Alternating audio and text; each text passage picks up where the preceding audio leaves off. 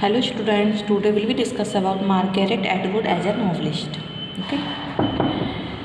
Uh, as, as a novelist, Atwood is clearly concerned with the alignment of power that exerts physical, political, economical and social control over women to fragment her. In her novels, she proves that if a job is assigned to a woman, she can do it in a better way than her counterpart men can do. They are deficient neither physically nor intellectually. If they are given power, they use it in effective and efficient manner.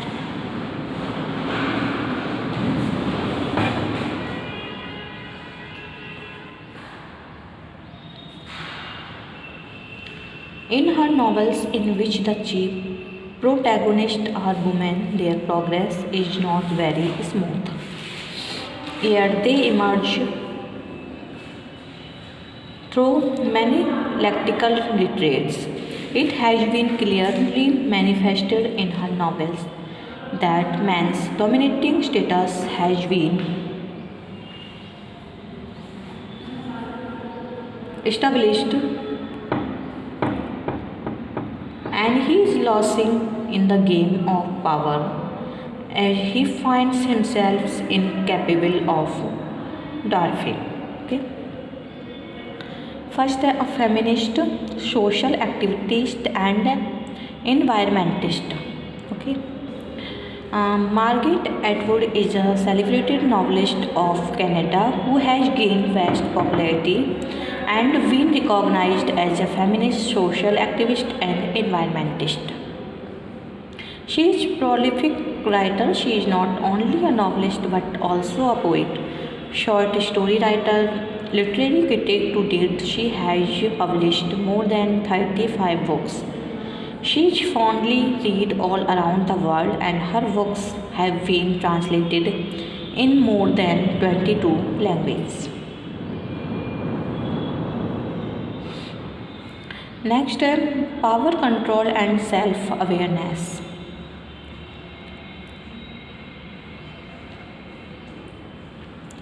It has been clearly manifested in her novels that man's dominating status has been established and he is losing in the game of power as he finds himself incapable of dwarfing,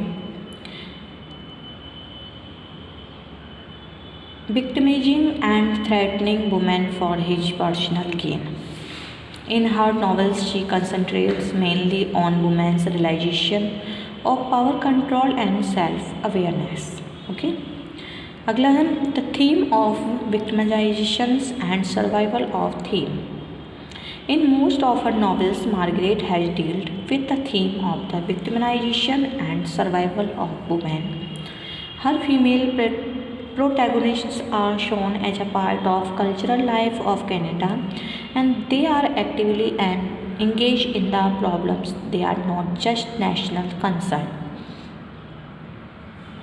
but also the social, political and traditional issues that determine the survival of their country. The pervasive symbol of American literature, as Margaret Atwood mentions, says is for near the dominant image in Canadian fiction is survival, the unheroic survival of victimized. Okay. Next.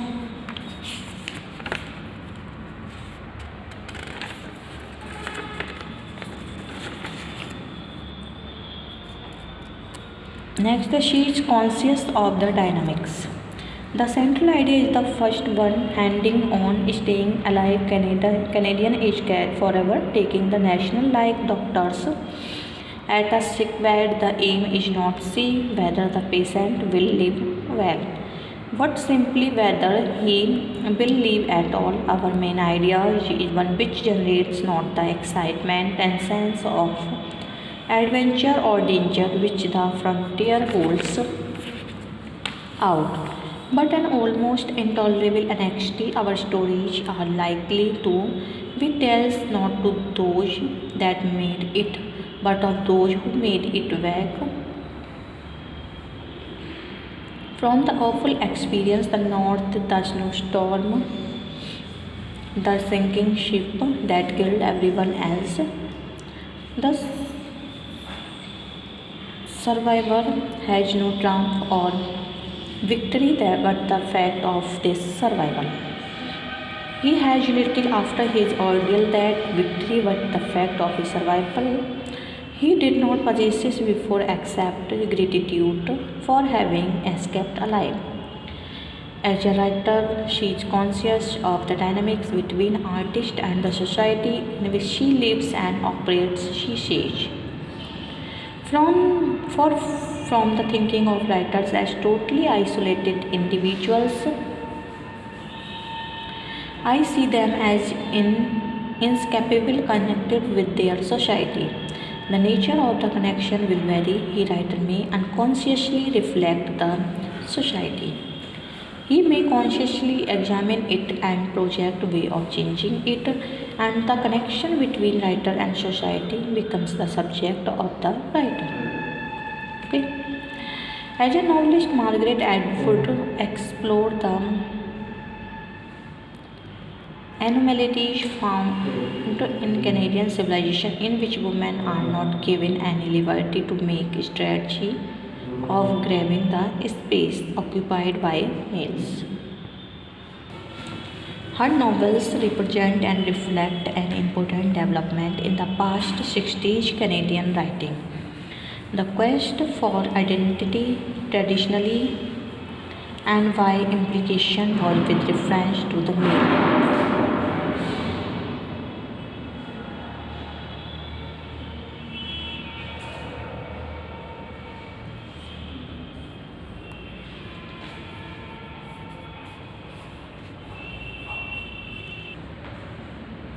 The quest for identity traditionally and by implication was with reference to the male in terms of the night out male questers. The women's quests were looked upon in terms of marriage and happy ever afterwards and not self-actualization or individualization but self-efficient and socialization. In her novels, she makes an attempt to fictionalize the progress of the woman protagonist's quest for distinctive feminist identity. Okay. Last है her ability to capture and mobilize popular feeling. As a novelist, Margaret Atwood has been successful because of her ability to capture and mobilize popular feeling.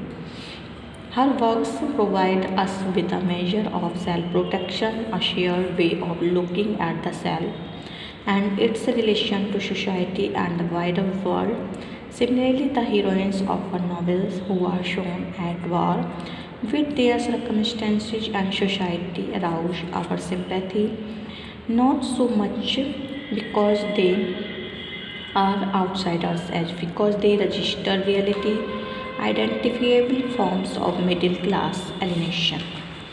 The dangerous sterility that Margaret has explored in her novels, the ideological minefields she has discovered have mostly been negotiated from the safety of the middle class society. Okay. In The Edible Woman, surfacing Lady Oracle, Worldly Harm, and Cat's Eye, her principal themes is alienation and exploitation of women. In The Lady Oracle, the protagonist John Foster protests against the imposition of sexual and gender roles upon women. It is an ardent protest against the female images as a consumer item. In The Edible Woman, the principal character, Marian, who works in a summer survey, a market of organization,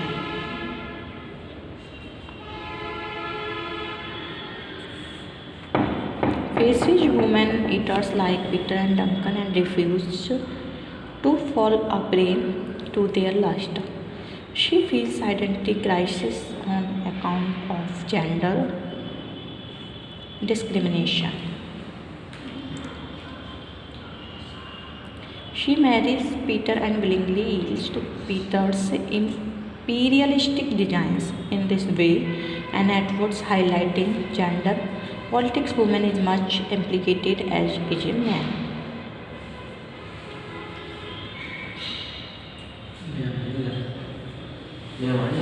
अच्छा ma'am I In The Handmaid's Tale, Atwood reveals females' brutalization and graphically depicts the subservient role of wives, workers, and boorish. In Surfacing and Cat's Eye, Atwood takes up another aspect of womanhood, the life of worried, smothered woman, to examine the other side of the coin. In Bodily Harm, Rainey, the chief protagonist, wants to live a life of her own choice.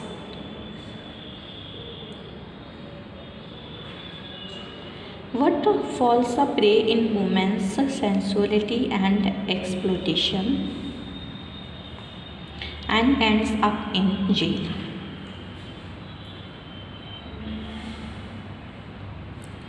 These novels portray the bold and brave steps of the women who have fought